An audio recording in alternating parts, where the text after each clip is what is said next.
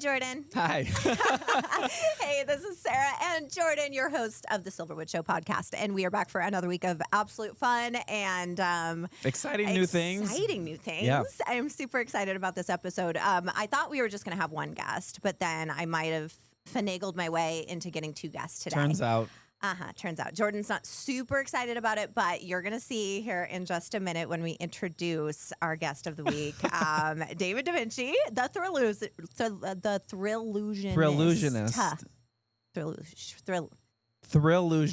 How do you say that? Thrillusionist. It's the Thrillusionist. It's the Thrillusionist.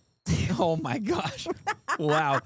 Just take my word for it. It's the Thrillusionist. What Jordan said. Okay. And he's putting on not one, but two shows at the Theater of Illusion for the rest of the season. We've got Confusium. Until Labor Day. Until Labor Day. Yes. Yeah. Isn't that the rest of the season? No, because we then weekends in September. Oh, okay. Wait, isn't Labor Day the last weekend in September? No, it's the first weekend in September. It's the first Monday in September. Today, wow. Okay. Yeah. Really? Okay, I just learned something new.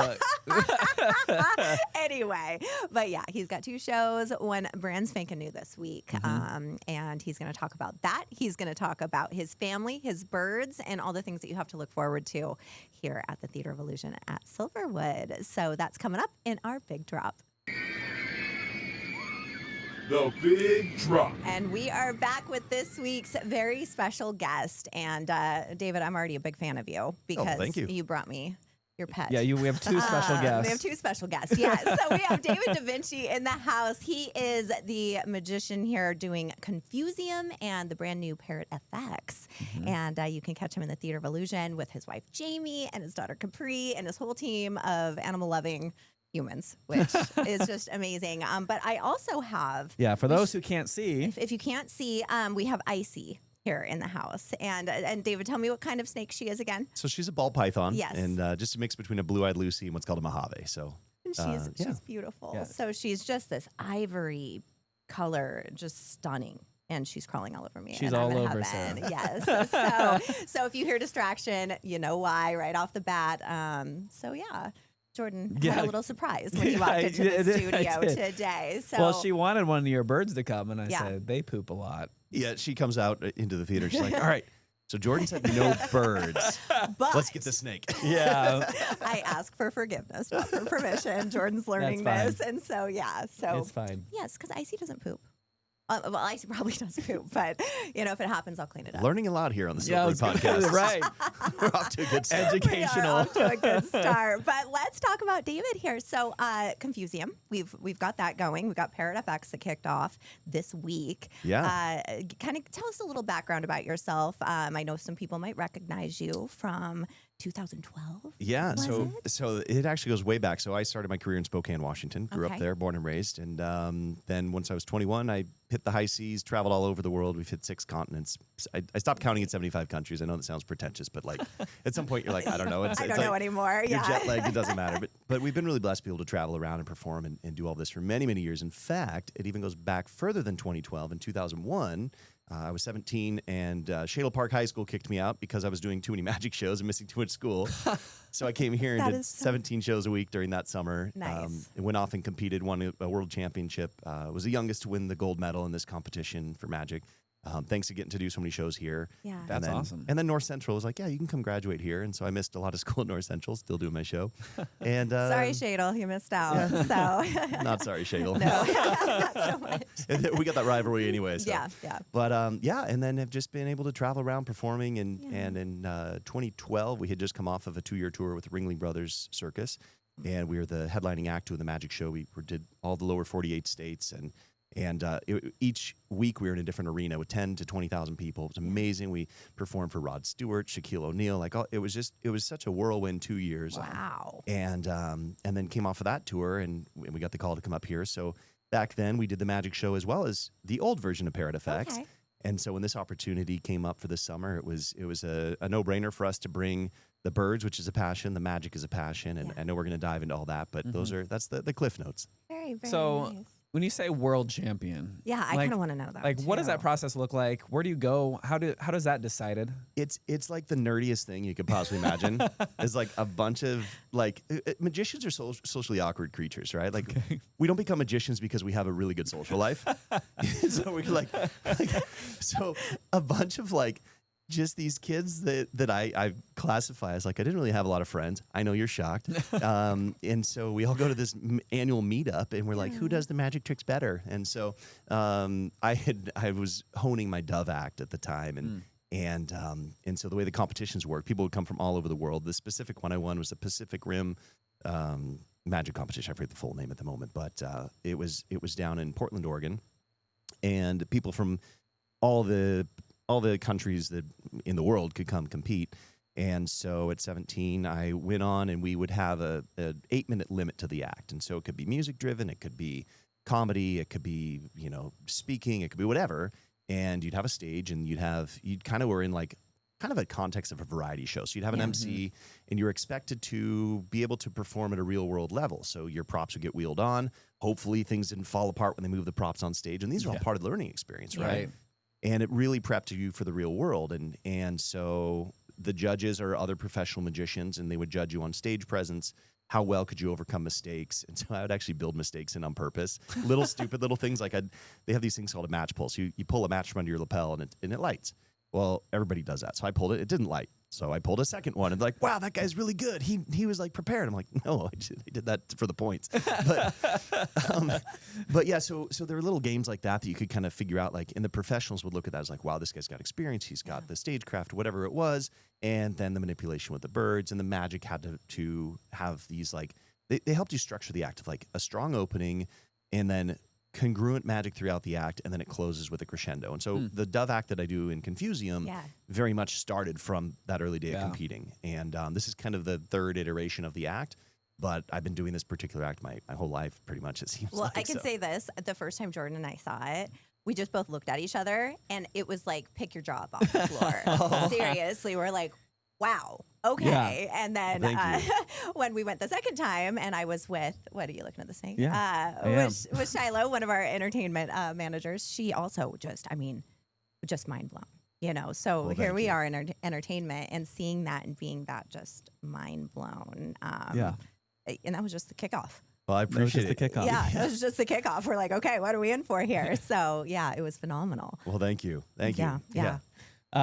So going back now to 2012. Actually, let's go even further back to Ringling Brothers. And so how much did you learn from there that continues into like your show that you see today? Oh my gosh, tons. So when you are growing up in entertainment, you emulate your idols, right? And so it's really difficult to step away from that. And what Ringling provided for me is first of all, like we got to work with some of the best choreographers, and like the team that they assemble around you, especially they're like, hey, we're going to build the show around your magic and your birds. And the whole tour was built around my wife and I. We're like, what? Totally mind blown. So you could imagine the team that came in to support us. And I think that's a really important thing. Like, it's not just me patting myself on the back saying like, hey, cool, our show's good. Like, I mean, I feel confident with the show, but the team is what made it happen, right? Yeah. Right. And so they came in and they would like give me, I like to call it like an index of moves, right? I'm not a dancer. I'm not I'm an entertainer who uses magic as the platform, but they brought in the team to fill in the rest. They brought me a vocal coach. Cool. They brought me all these different things. We had to learn different lifts and stuff, which we're still doing in some of the magic. And I'm not an acrobat, but we're doing stuff that acrobats would do. And so they brought the whole team together to help shape what our show could become.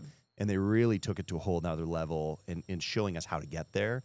But then they also supported it in a way that fueled the creative process for me to be able to become a unique entertainer.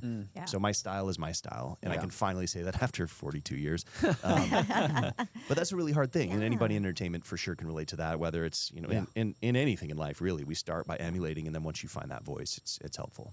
100%. And you just move forward and truck forward, and you definitely have your style. I mean, and then you bring in all the animals. I mean, I've never in all my years of seeing magic, and I love magic and I love illusion, but I've never seen a show with so I'm super excited about Parrot FX. Yeah, you haven't seen it. So I haven't seen it yet.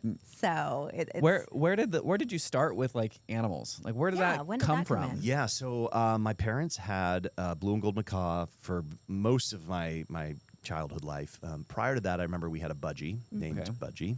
My parents weren't the best at naming. And we came back. I was 6 years old. We came back from Hawaii, and this budgie seemed to crave attention. And I need to be careful. Like with animals, we try not to like anthropomorphize or put human emotion to it, right? But for the lack of better words, he was excited that we came home. Yeah. And he would put his foot on the side of the cage and he would do somersaults. And there was still a family debate. Did he do 99 or 100? But either way, he was stoked for us to be home. And we must have sat there for an hour while this bird did these stupid somersaults. And it was the cutest thing. And they're such great birds. And the love and the passion for animals has been there my whole life. Yeah. And it was 1994, and I saw a magician on TV by the name of Greg Fruin, which goes full circle back to Niagara Falls. We can talk about all that. But there was a show called World's Greatest Magic, and it came out every Wednesday night before Thanksgiving, and it was a 2-hour special. And they did this once a year for 5 years, and it was like the pinnacle of magic. Copperfield was huge. Lance Burton was headlining in Vegas. Chris Angel and David Blaine didn't exist yet, thankfully. And,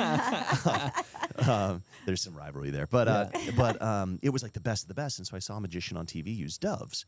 And my parents at this point had a macaw. They had a Senegal parrot. And then the budgie, unfortunately, had passed by this point. And I had a box turtle. And I saw this magician do this dove act. And I'm like, oh, my gosh. And I found a home for the turtle, and I got doves. And I haven't turned back. And it was like the passion there for sure happened. Yeah. And then once I won the gold medal, that convention hires the winner back as a closing act for the next year. And I'm like, cool, I got to do something bigger and better. And so I was like, okay, well maybe I'll use my parents' blue and gold, and I'll vanish the doves, and then I'll produce the macaw. Well, it turns out, if you don't know anything about training a parrot, they are mean. And so I bought a book. It was all written in scientific language that nobody could understand. And we pieced it together. And finally, I was like, okay, I can teach this bird a card trick. And I'll reveal the secrets here, all right? Yeah. We would put a really big dot about the size of a silver dollar on the back of a playing card. And you train the bird to pick up the card with the dot. And you add a second, a third card until like you could put a handful of cards out, and he'd always pick the one with a really big obvious dot. Interesting. And then you made the dot a little bit smaller, a little bit smaller, a little bit smaller, and then eventually basically invisible. Yeah. In hindsight, I would have just used a UV marker because they can see in the ultraviolet spectrum and we can't. Oh. So which we actually use that in Parrot Effects to our advantage. They'll fly in and off stage into blacklight, which we can't see, so it looks dark, but it's like lit up like a Christmas tree back there for them. Okay. So there's little things like that play into the science of in the the training. But so anyway, I trained this blue and gold macaw to find the dot on the back of a playing card, and in the process, I'm like, holy cow, he's nice. And so I thought, well, how about I just film the whole process and sell it to PetSmart? Yeah. Well, I haven't sold it to PetSmart, but we have almost 500,000 YouTube subscribers now that follow this. And Bird Tricks was kind of born in that moment, which is our whole bird training business outside of what we do in the magic world. Yeah. And I kind of recognized that you had to become a professional bird trainer if you had stakes. He's totally snorted in the mic. I see his tongue's like about to lick your elbow. She's like, that would have might have got me because I would have like, what is that? It was like, Sarah, don't laugh, Sarah, don't laugh. Don't snort. Oh man, I could just see the anticipation of like, don't say anything. I couldn't. Oh my gosh! All right, I hope you guys are watching this on YouTube. Yeah. That was a great moment. But yeah, so I realized you had to become a professional parrot trainer if you wanted a chance to get these birds into a show. And so that's where all that kind of started and evolved. And what I really did from a young age was kind of decode what the scientific language was and put it into like real world use so that we could take the science of operant conditioning or parrot training or animal behavior and make it usable and like kind of package it in ways that a normal human could look at this and it's like, nobody wants to know what the antecedent, the preconceived condition was based on the operant principles. Like, you lost me, right? It was like, I spaced out right there. Right. And so I'm like, the bird does the right thing, give it a treat, right? And we simplified it as much as we could, and there's a lot to it and a ton of science that goes into it. But where you have these birds on stage with pyrotechnics, and going back to ringling days, we would have explosions. I would appear with sparks flying all around me. Yeah. The birds have to fly through arenas while elephants are coming out. I would hang upside down in a straitjacket over lions. Wow. All this stuff's happening, and these birds are expected to perform at 100% level every single day. Without those distractions. And the key to it is that if they don't want to perform, they don't perform. Right. And you know, in the industry, they say don't ever work with animals or kids. And I'm like, cool. I'm putting my kid in the show, and I'm going to bring in like 10 parrots. You're gonna do all the things you told me not to do. I love the challenge, and it keeps it from ever becoming monotonous. As Jordan is like, I don't think I'm flexible enough to reach around and oh my grab gosh, that. that's hilarious. Okay, keep talking, boys. Keep talking. So it just continued to evolve, and the amazing thing with these birds too is that like occasionally we'd have a mishap with a bird would take flight, and so we would have Tusa specifically, one of my Camelot macaws. There would be occasionally a missed cue on stage in the arena, and about once a year he'd fly to the top of the arena, and it's like 300 feet up, and there's 20,000 people. Yeah. So I'd go backstage, I'd change out of my costume, right? So I'm going from like gold sequins and like fancy circus costume to like shorts and a t-shirt. And then I'd come back out to the arena, and he would see me out of 20,000 people and fly to me, even though I was not wearing the same thing. That's crazy. Yeah, and so we started to recognize, like, oh my gosh, the intelligence that they have is absurd. And as humans, you know, we can measure that, and I say in Parrot Effects too, science has really proven recently in the last couple of decades that African greys specifically have been the key study of this, have the cognitive ability of a 5-year-old child. They understand life, they can understand death, they can understand requests. I don't like the term command because I never command my birds to do something, but I ask them, and if they want to do it, they can do it. Sure. And so we want to set the conditions up so that they choose to want to do it.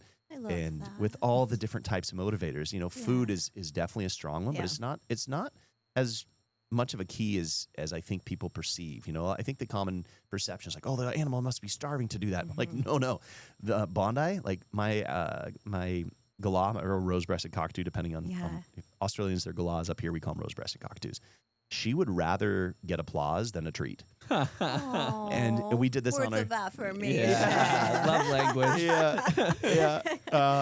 And so, and then speaking on that, like, one of the other ones would prefer quality time, right? Yeah. And some of the others prefer food. So I think that's a really common misconception I want to nip in the bud now is like it's not based on hunger. Yeah. You know, it would be the equivalent of like we could all eat and then probably have dessert. And we're giving the equivalent of what would be a dessert, a healthy form, but in the proper measurements. Yeah. But our birds are, you know, obviously, we had a lot of conversation beforehand how they're our family. They're not just our pets. They really are family. And we take care of them like they're little athletes. And they seem to really thrive in environments where they are able to use their brains. And so we provide it through the shows. I also love that you free fly them. Oh my gosh, that's so fun. Is just the most incredible thing. So for those listening, I was stalking his wife's Instagram, and you go ahead and drop that. Yeah, at Bird Tricks Official. Bird Tricks Official. You could totally tell I was like, yeah. I'm gonna do it. And you could just fall into the rabbit hole of all of these incredible birds that he's bringing into Parrot FX. And I had to go figure out what their names were last night, you know of all course. the names. So I'm working on it. I can't tell the macaws apart quite yet, but I do know that one is Jinx, and I'm really excited to figure out which one that is because I feel like that's my favorite. Yeah, I'm surprised Zip's not your favorite. Well, Jinx, I like the whole Jinx doesn't like men thing. Yeah. So well, on that note, Zip's missing part of a toe. So just saying. So maybe because I was showing him the missing finger. Yeah. But it's something in common. Yeah, something in common. And the toe actually, just for clarification, that happens sometimes in the nest, and that's what happened with this particular bird. So interesting. Really? Yeah, sometimes the parents are like, "Hey, get out!" Right? Can you imagine if it was like that in real life with humans? I mean, it can be. I think in some cases, but sometimes. Sarah's like, "That's why I left home at 18." Yeah, right. I'm here Wait, that doesn't happen? Holding a snake at a theme park. They did call me Carney as a kid. Oh, wow. That's I know, funny. because of the finger. But anyway, do you want to talk about your birds a little bit? Sure. Tell us a little bit about the birds and who what you're bringing birds to do you the table. have in Parrot FX? Yeah, so in Parrot Effects, we have a duck, a call duck, by the way. If you fall down the Instagram rabbit hole, like just look up call ducks. They're the cutest dang thing. Super cute. They're like a fat pigeon. As far as their body size, they're about the thickness of a pigeon, but then they're little ducks and they're adorable. So we have Michael Quaxon. That's the duck. Oh my gosh, I'm excited to meet Michael Quaxon. He's super cute, and so he's in the show. We have Althea, who's a blue-throated macaw, and then I'm trying to like picture the show in my head. We have Tusa and Comet. They're the Camelot macaws. Okay. And then we have Bondi, our galah, and Cressy, the African gray, and we have Icy. She's in the show, the snake.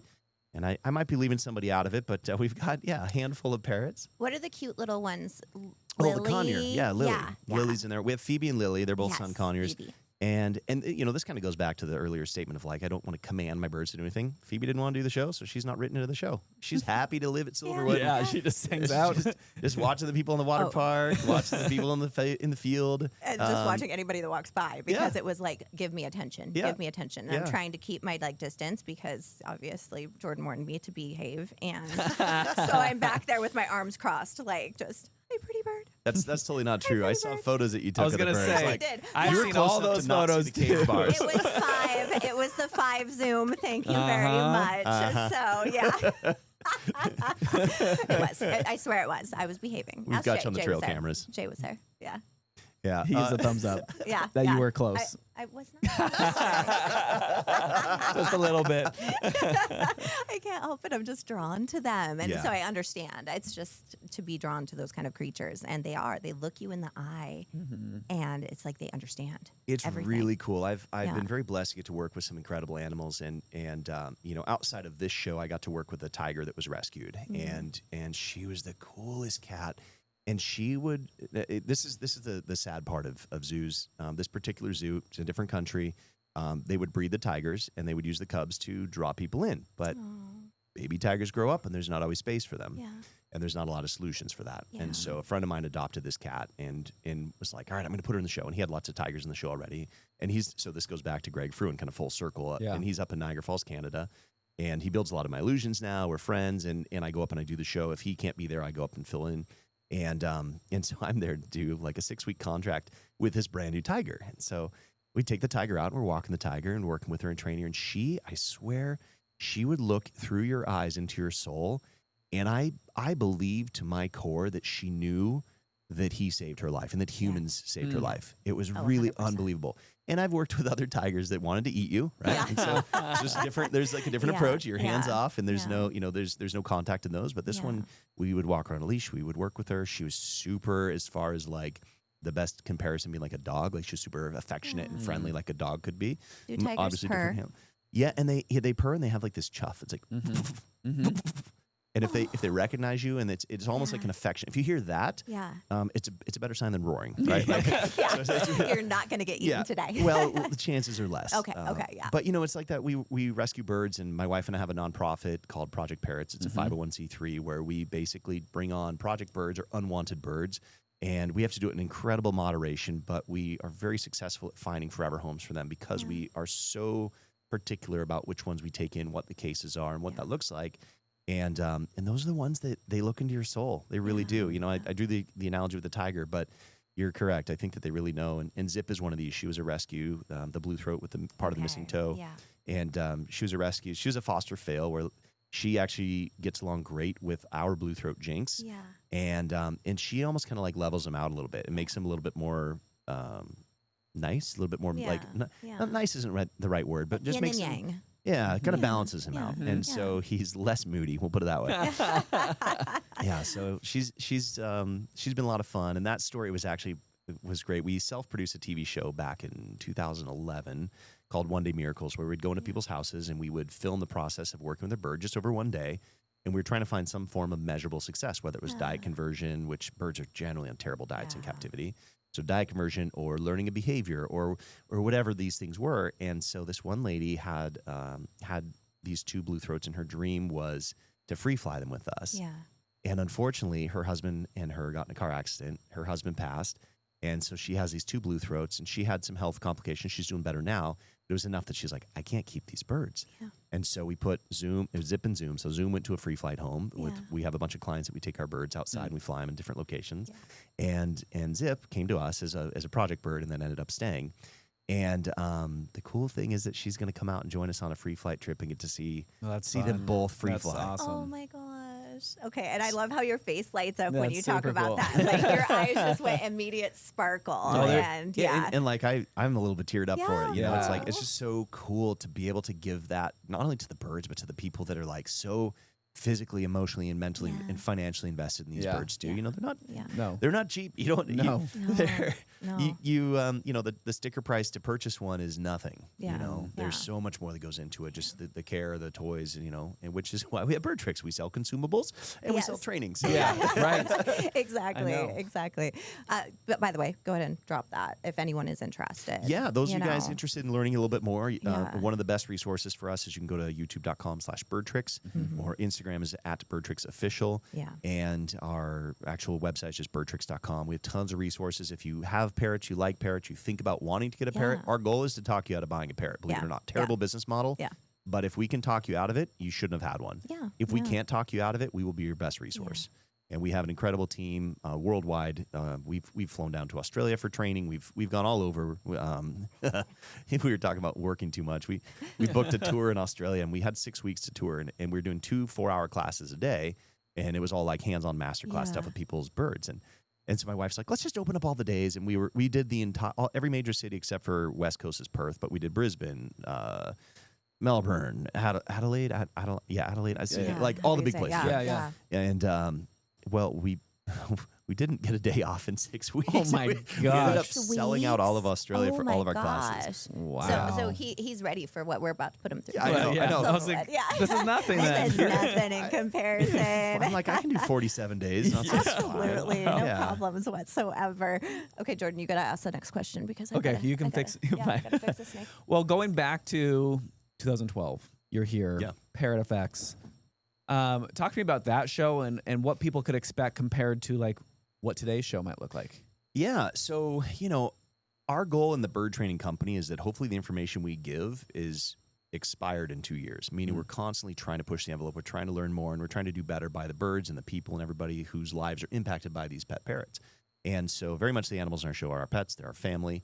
And we have learned so much more about the consistency of there's different ways to train for allowing them to have we call them antecedents, but setting up the conditions so that they want to do the show more consistently. Because that's, I mean, whether you're working with kids or animals or dancers, like there's going to be inconsistencies, and we've gotten much better at making those inconsistencies fewer over the last 12, 13 years.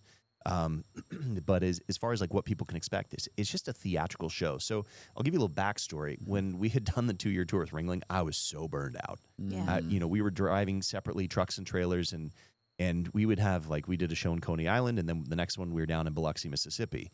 Well, that's about 1,000 miles we had to cover in a day and a half, and then be up at 3:30 a.m. for 5 a.m. TV. I mean, it was just, we were so burned out that I was like, that's it. I'm done with magic. I'm going to just sideline it for a bit.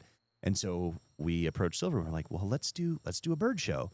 And then, you know, I ended up doing the magic show on Nick's days off. And so it ended up kind of like, it was perfect. I was able to get pulled back in the magic and refine the passion. But I was like, what would the show look like if the birds did the magic? I don't want to be the center of attention. I want the birds to do it. So within as much possibility as we could for the structure of how my entertainment style is, the birds largely present a lot of it. And if you notice in Parrot Effects, I don't introduce myself. I don't introduce anybody in the show. It's the birds. I come out, it's like, hey, welcome to Parrot Effects. It's not like, hey, I'm Dave. Like, it's enjoy the birds. And I really like that about it because it's a little bit of a mental reprieve for me. The pressure's not on me as a performer. I mean, it is, but it's not. I'm not carrying the whole show. The birds are, and I'm facilitating an ability for them to do that. And it's theatrical. We brought in addition to the lights that Silverwood already has. I came in. I was like, hey, let's hire my friend from Spokane who does all the concerts, and I'm going to bring in all of my lights too. And I sent a picture to lots of lights. I sent a picture to some of the management, and I can't tell you what was said in the text because it was so like over the top. Holy cow, this is amazing. That it was like it's as much a light show as it is a bird show and just effects. It's really beautiful. That's really it's cool. neat. And the birds are flying over the audience too, right? And so the neat thing about this is that when I was a child, and I talk about this a little bit in the show, I never saw birds fly. The blue and gold that my parents had, it just sat on top of his cage and looked pretty. And it wasn't until I was in Las Vegas it's no longer there, but they had Caesar's Magical Empire, and it was this amazing dinner show where you'd go around and it was magic, but dinner as well. And one of the characters in part of the whole journey experience had a blue and gold macaw fly over their heads and land on them. And I'm like, what? They can fly? I know that's a novel idea, but you don't really think about it until you see it. You're like, oh my gosh, I've never seen one of these pets fly. And so we really wanted to incorporate that in a lot of different ways where people get to be close, whether you're holding the hula hoop and an African gray flies through it, or you're sitting in the chair on stage and the bird flies in and you're getting to take that video home, or you're just in the audience. Some of our birds like to go down real close and kind of buzz the audience's heads. We talked about different reinforcements, and it's not necessarily a pine nut at the end of the flight. Yeah. It's the reaction that they get from buzzing people's heads. Love it. We'd performed overseas in Saipan, and we had Japanese audiences at 7 o'clock, and we had Korean and Russian audiences at 9 o'clock, and we would do this 12 shows a week. And the 7 o'clock show, the Japanese audience is very reserved, right? And they don't clap during the show because it's a sign of disrespect. Okay. Which this was weird as an entertainer to figure that out, Right? right? How do you react to that? Yeah. And so we'd always laugh, like, once we understood the cultural difference, we'd laugh because of the ending. We just did all this amazing magic. We had 2 tigers in that show and like 6 dancers. It was a huge show, lots of parrots. And the thing that got the applause was a confetti going off at the end. And we're like, let's just bring out more confetti. Right? Confetti. But it was that marking the end of the show, and that audience would like, they were so contained that they would burst, right? And the applause was insane when it was culturally appropriate to do so. Yeah. And then the other one was just wild. The South Koreans and the Russians together was like, that was a wild show. I'm sure. Yeah. It was so polar opposite. Yeah. Which is neat to experience too. But the reason I'll bring all this back is that this was like at the height of bird flu, and our show was full of birds. And so the Japanese culture would show up in masks oftentimes, and they were somewhat afraid of the birds. Well, Bondi, my galah, she would appear, and then she would dive down over the audience, and she kept getting closer and closer. And then she'd go up to the back and go into a little 1-by-1 foot hole, and then she would be reinforced there. Yeah. And she found that it was more reinforcing to dive bomb the audience. Right? And so the Japanese audience would react very over the top. Yeah. And so would the 9 o'clock audience, right? But then what she figured out is if she landed on the stage, she'd put out her wings, her crest would go up, and she'd run towards the front row and scream. We had somebody fall out of their chair. Oh my gosh. There's no reinforcement greater than that. Yeah. I can attest to that, being a Scarywood haunt actor. Like, that's my favorite too. Yeah. And so to solve it, we ended up having, of all the different dancers, we would have them roll a dice. Whatever number was pulled, that person would pick, we'd make Bondi appear, and she would come get the bird. Oh my God. And there had to be that they call it variable reinforcement. And we had to have different dancers come out. And so she was excited by who was going to be there. Yeah. And that, it was like, they had to be there at the right timing to not scare the people literally out of their seats. Oh my God. That is so funny. And that's what I pictured. When you said that, I pictured Jordan as a bird, like running out and jump scaring, which is what he did yesterday when I was over there flirting with That's your birds. true. I did scare you. He used that as an opportunity to take advantage and try to scare me to death. That's fair. So, yeah. That's fair. Scarywood doesn't start till October. It's year round, actually. Little do you know. In Jordan's world, it is. I did see your desk. Yeah, exactly. Yeah, You go into his office, there's like heads on the desk. You're like, what? Yeah, it's past employees. It's fine. Whatever. This is what happens if you do not behave when you ask for forgiveness and not permission. Be afraid. That's it. There's just a tip of a just finger. wait. Just wait. Yeah, that's where this actually went. You guys don't know. Okay, I do want to talk about your wife and your daughter. Yeah. And the first time I got to see Confusium and seeing the children react to Capri. Yeah. She is such a light on that stage. Tell me a little bit about how long she's been performing and a little bit about her. Yeah. So this is interesting. So my wife and I, we just celebrated 21 years of marriage. Congratulations. And, thank you. And that was July 10th. Then we got the call July 12th to be here. So okay. Happy anniversary. Yeah. I was returning my tux, actually, when we went back to Roche Harbor where we got married, and we redid our favorite photos. And That's awesome. anyway, but little insight. 13 years ago, we decided we wanted a child when we were working here. And so it's kind of cool for Capri to get to be here for real this time. And so she's 12, if you guys do the math on that one. And she grew up kind of like, we raised her the first 4 years of her life was on a cruise ship. And we were very careful. Like, we'd be home maybe 2 weeks a year, and we were very careful to not call our house home. Yeah. But that first 4 years, she didn't know any different, right? And so the ship was home. And anytime we go back home to resupply, we're like, hey, we're going to the house. It was never home. It was the house. And the ship became home. And it was really cool for her to grow up in an environment where anything was possible. If you wanted to be an acrobat, a singer, a piano player, a dancer, if you want to levitate, like, the world was so open. And it was not that she has to be in entertainment. Obviously, I encourage her to figure out what she wants. And currently, she wants to be a marine biologist. But we asked her, actually, on our anniversary trip, I was like, just what fulfills you? And I'm thinking gymnastics. And she thought long and hard about it. She said, hanging out with you guys, hanging out with my friends, and performing. And I was like, what? And then, of course, this contract comes up right after that. And I'm like, this is great. She's signed up for 7 days a week as well. Yeah. And so, you know, she'll miss a little bit of school, which she's following my footsteps there. And you know, it's the education, in my opinion, doesn't have to come strictly from a formal environment. And we're very hands-on parents about that and teaching her things. Like her school is doing Mount Rushmore, and we're like, let's just drive by Mount Rushmore on the way home from performing at this arena in Indiana. There you go. Exactly. And so we see the real thing. Life experience. And, exactly. And it was so cold, her Polaroid camera didn't work. But anyway, so she loves being part of the show, and it's really rewarding to watch her just like embrace it in a way that we never expected. Yeah. And I think she's inspiring other children to realize, you know, I can do that. She gets such a big applause when, especially in Confusium, when she appears right off the bat. Yeah. Like that applause, like amazing. Unlike anything I've ever heard. But then the next time she comes out for the next illusion that she's in, it's that applause is still remains for her. Yeah. So I think it's pretty unique and cool. And it's funny, she gets the psychology of it too, right? Like she's around all this all the time. Right. And we'll play little, because of the bird training background, like there's a lot of psychology like games we'll play with each other, and like getting Eleanor, who's kind of our understudy for the parrot training, and she's in Parrot Effects, and her bird, she's one of our trainers through our bird company. We call her Skippy because she injured herself skipping, and it's a long story short, you can call her Skippy. But good to know. I got a 5-pound tub of peanut butter, and I wanted to make sure that during our white elephant gift exchange, she got the 5-pound bucket of peanut butter, Skippy peanut butter, right? And so I wrapped it in macaw wrapping paper, and of course, hook, line, and sinker. She picks that present, stuck with it, right? So we play these games, but Capri comes up to me and she's like, "Dad, make sure you get a boy for the trick in Parrot Effects. We do a magic trick with some animal flashcards and stuff. I don't want to reveal too much, but at the end, there's a moment where the kid can take a photo with Icy, and I'm like, the kids are going to be afraid. She's like, "No, Dad, pick a boy between 6 and 8 because I'm 12. If I'm holding the snake, they're going to be they're not going to say no." Preoccupied with yes. Right? She's like, they got to man up basically, and they're going to hold the snake. Girl. Yeah. And of course, like being a girl dad, I'm more drawn towards picking girls because I know how to work with them better and like on stage than I do a boy. I don't have a boy, right? And so, of course, I get a girl on the show, and it was the funniest moment. I'll have to show you guys the video because in the beginning, she's her favorite animal. She talks about that, and then the snake appears. And I had already asked her, "Are you afraid of any animals?" She's like, "No." Like, want a picture of the snake? It was the hardest no ever.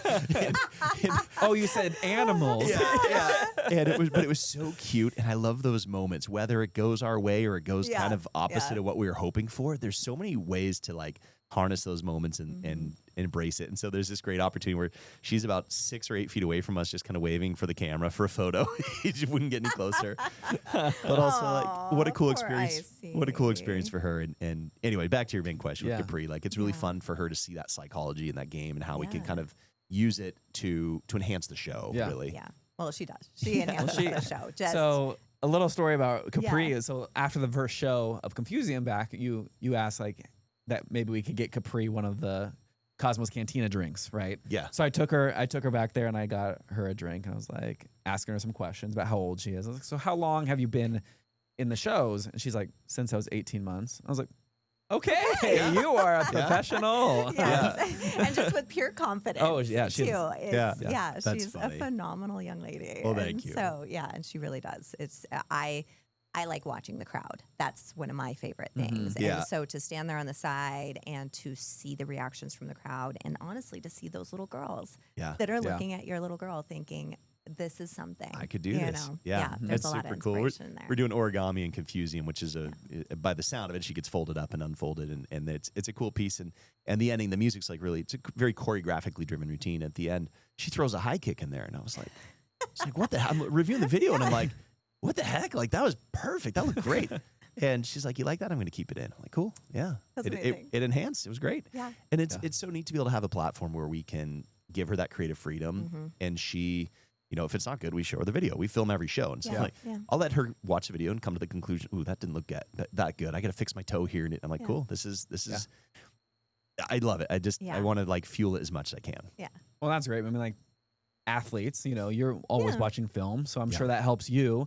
Especially with just like how each show's different, but also each show's different. And you're like, that worked, maybe that didn't work. How can we use that and incorporate that into the show? So how does your show progress like throughout a season? It progresses through mistakes. So I'll give a great example of one that I'm debating keeping in, and you guys will know in the next week if I'm going to keep it in. Yeah. Okay. So when we first came in, I was like, hey, the trick with the bunny, we should have the bunny pee 3 times. In the series of 3, this would be funny. And so I talked with Jordan, we figured this out. We're like, cool, this, and like finding the things we had to do to make this work was great. And I'm like, so I'm like having a lot of fun with it. I produced the bunny and he pees all over the front row. And then without skipping a beat, I point the bunny at the little girl on stage, and so half the time she flinches and ducks. Yeah. You know, like she's getting peed on, right? Well, one of the shows at the end, it's a lot to handle, and the bunny's kind of kicking sometimes, and I drop the gimmick that makes make it look like the bunny pee. Yeah. And it bounces in slow motion down the front steps, and it must have bounced 18 times on each step as it slowly worked its way all the way down to the front. And I was like, oh man, I dropped the pee gimmick.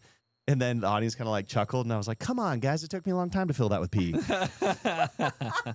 And then I did it a second show, and it got an even better laugh, and I'm finding the timing. Like, I was just trying to cover a mistake with humor, and I'm like, that's going to stay in. Yeah. And that's the beauty of these shows. And then when you're doing 3 shows a day, you get better through messing up. Yeah, And I joke on the headset, I'm talking to the crew half the show, just like at first it was giving cues, and then it's like kind of self-deprecating humor. Yeah. I'm like, oh, that was awful. Oh, make a note that Dave should do that and suck less. And so we had, oh man, I lost my train of thought on that. Oh no, so I was saying, like, every time I make a little mistake that I notice, right? Like, oh my gosh, I rolled my ankle so hard in one of the early shows. I watched the video back. It looks like I broke it. And the audience like reacted. Ooh. And I'm like, we should put this into a demo reel of all the fails throughout the entire season. Right. Just, I messed this up, I messed this up, I messed this up. Because 1, I think it keeps everybody humble. But 2, it's funny. Slapstick is funny. There's great moments, and there's stuff I've kept in the show over the years that the audience is like given a line that I'm like, oh, that's better than what I was doing previously. Yeah. Right. Yeah. So it evolves, and it's, if you saw at the beginning of the season, come back because it's going to continue to evolve. Different. Yeah. Every day is different. Talk about quickly, probably before we end this, is just the mass chaos it took from you kind of coming into first show. Because like there was a lot that happened within that to get that first show up and running. Which show? The Confusium. Let's start with Confusium. Yeah. I mean, I'll give a little bit of the cliff notes here. There's first of all, I don't think there's any way to really quantify what went into it. And I mentioned earlier the team. This team is, and I'm not just saying this. I've been saying this the entire time. This entire team has been the absolute best team I've ever worked with, and this goes from if you look at a hierarchy, and I don't mean it in derogatory, but if you start with like kind of the lowest of the totem pole to the highest, everything from upper management to the janitors, or however we want to look at that. Again, I don't mean any offense in that. The entire team, there's not a single person that's been a loose end or a heavyweight. It's taken the entire team. It's been the best team I've ever worked with in my entire life. Yeah. That's awesome. And because of that, we were able to pull off dang near a miracle. Yeah. I got a call on a Saturday saying, can you do the rest of the season? And I said, well, how soon do you need me to start? And Michelle says, can you come in tomorrow? And I was like, okay. So we load in the next day, and I had just come back from my anniversary trip. Yeah. So we load in Sunday, we did the lighting Monday, and then opened on Tuesday. Yeah. And then we were going 7 days a week. I did one of the agreements. I was like, hey, I do have a contract in Niagara Falls, Canada, which is like a 12-hour trip to get to, no matter, like, there's no direct flights. I was like, I have this I can't get out of, but if we can work around that, which we found some ways, I'm like, aside from that, I can do 7 days a week, 3 shows a day. And then, let's put in the bird show. Let's do this. And we kind of came up with a structure. And it's literally taken the entire team thinking around the clock and working around the clock. And the production stuff's really interesting. All of the shows are in my head. Yeah. But then it's like, how do I translate that so the team sees the vision? Yeah. Right. And that's really difficult. But again, this is the best team. Yeah. And they're seeing the vision. And I think it was more difficult with Parrot Effects because that type of show doesn't exist. It's never existed. Right. We did it once 13 years ago, I guess I should get that number straight. So we did it once 13 years ago for a season. But other than that, like, this type of show just doesn't exist. And so trying to put together a magic show, it's like, oh, okay, if we don't know, let's just put the prop center stage. Cool. Yeah. Right. Well, this is like, well, which bird's flying in? And we had to choreograph. There's no crossover backstage. So the direction of which birds fly in and where they go after they're on stage and where the crew goes and where people enter and exit, that's as choreographed as the entire magic show. And just trying to figure out like where all that is. it's an unbelievable amount of work. And if we do our jobs right, nobody should have any idea that it took any effort. Yeah.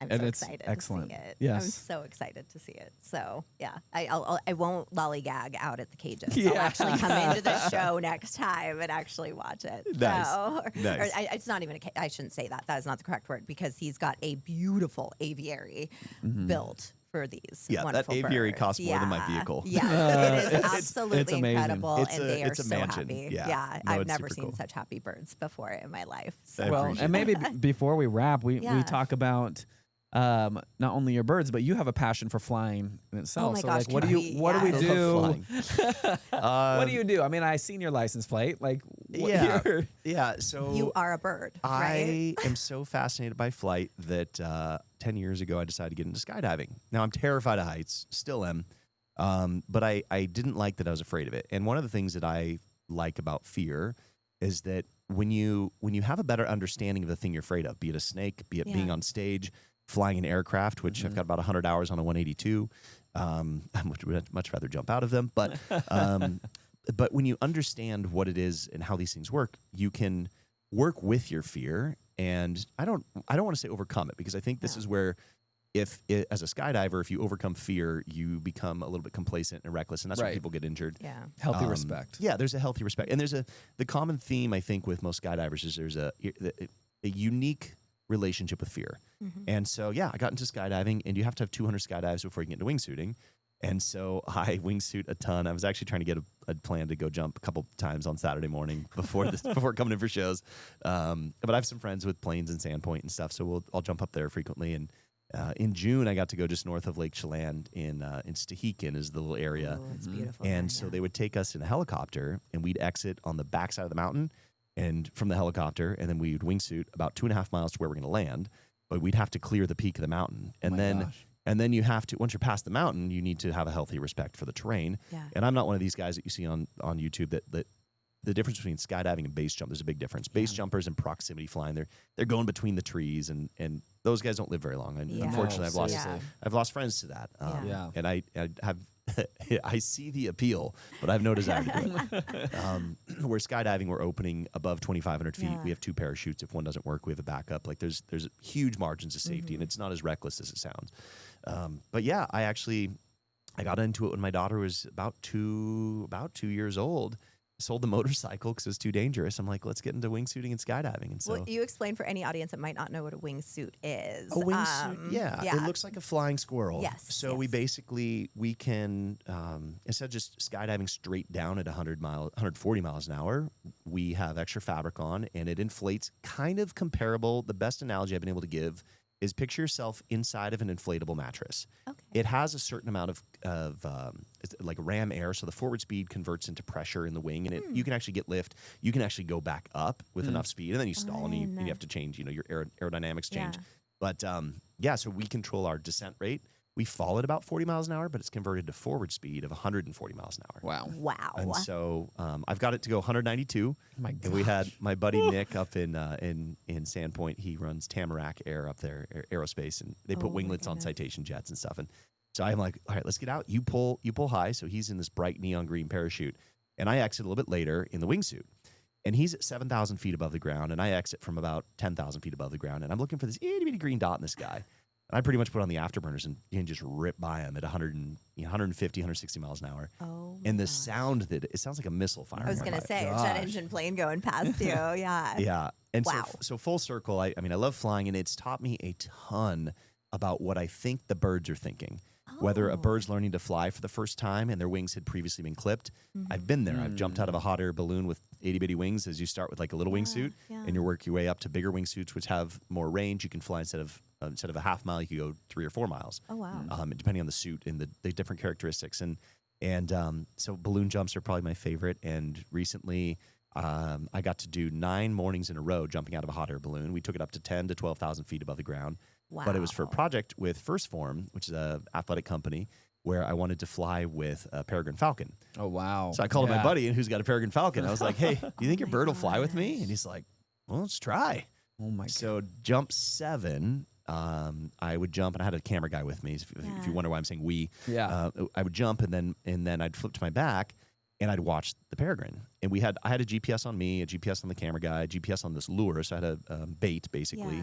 It wasn't a live bait, so just to clarify for everybody. Bait on a string for the falcon.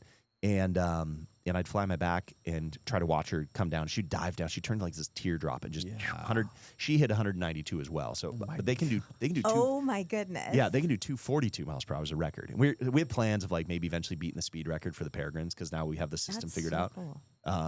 But on jump 7, I'm doing 140 miles an hour forward, and I look off my right wing, and about 15 yards away is Scarlett was her name, and she's looking at me, not even flapping, not even in second gear, and I have the suit fully like pressurized, inflated, stretched out, and I'm trying to keep like a predictable, like if I dove it, I can go faster, but I'm like at a very efficient flat speed.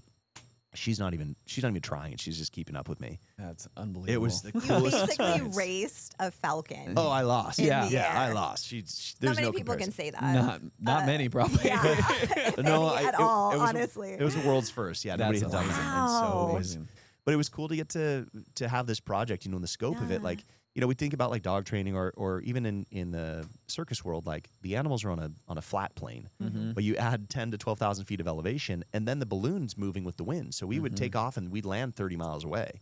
And so this falcon had to stay with us, and it was, the whole thing was just amazing. It's actually, if you go on YouTube and you search "Flying with Falcons," we have flyingwithfalcons.com. We'll forward to that YouTube video as well, and you can see the whole journey. It's really I'll provide that amazing. link for sure. Yeah, it's amazing. Well, and that's where you get the thrill illusionist, right? Like that's your handle. Yeah, it's how I stay sane. If I'm not doing shows, I'm jumping out of planes or, or balloons preferably, or helicopter. The helicopter thing, I've only done 6 wingsuit jumps from a helicopter now, but that's I tried in the negotiation here. I was like, all right, guys, I'm good, but the one thing is Gary's got to let me jump out of his helicopter. And the whole table's like, he just sold it. I'm like, fine, no deal. Well, it looks like Gary needs to go buy a new helicopter. Yeah, seriously. Honestly. That's amazing. David, we're just so happy to have you I'm stoked here to be for the here. rest of the season, and for any of the audience who has not been out yet to see the Thrillusionist and Confusium and Parrot FX, you've got a treat waiting for you Absolutely. here at the Theater of Illusion. Get at there early. Silverwood. Oh gosh, Get there early. for The sure. shows- Every show has been. They've all been packed. In fact, Yeah. I was telling my mom this morning, I was like, if I could sustain it, I would do 4 shows a day, and they would still. I think it would still be full. Oh, I like, think it would too. I can't sustain it, so For it's sure. not happening. But Yeah. next year maybe. No. Okay. But yeah, it's been amazing, and yeah, the 3 o'clock always fills up. The 5 o'clock fills up earlier, and the 7 o'clock, like people are there an hour early. Yeah. So, and I Which will is say a great too, inside tip. on most shows we do a meet and greet after the first and second show. By the third show, after you see the show, you'll know like I'm pretty tired Yeah, after it. yeah. It's full on like 35 minutes of intense, really intense, but it's super fun. So It's amazing. Yeah. So get out here. Yeah, definitely see come out. it. Don't miss it. Yeah, don't miss it. And what do you say? We wrap that up. Yep. Icy is asleep on my lap right know, now. I see So that. I don't really want to disturb her. But hey, if you want to come check it out, if you want to ask any questions for David DaVinci, just write us at podcast@silverwoodthemepark.com. Don't forget to become our next loyal listener. We could be calling you next at silverwoodthemepark.com/podcast. And we'll see y'all next time. And that's a wrap on this week's ride. Thanks for tuning in to the Silverwood Show. If you had a blast, make sure to subscribe, leave us a review, and share the fun with your fellow thrill seekers. Got a question, story, or suggestion? Send it our way to podcast@silverwoodthemepark.com for a chance to be featured in our Mail Train segment. Until next time, keep your hands and feet inside the podcast and stay thrilling. Let's go again! Silverwood, come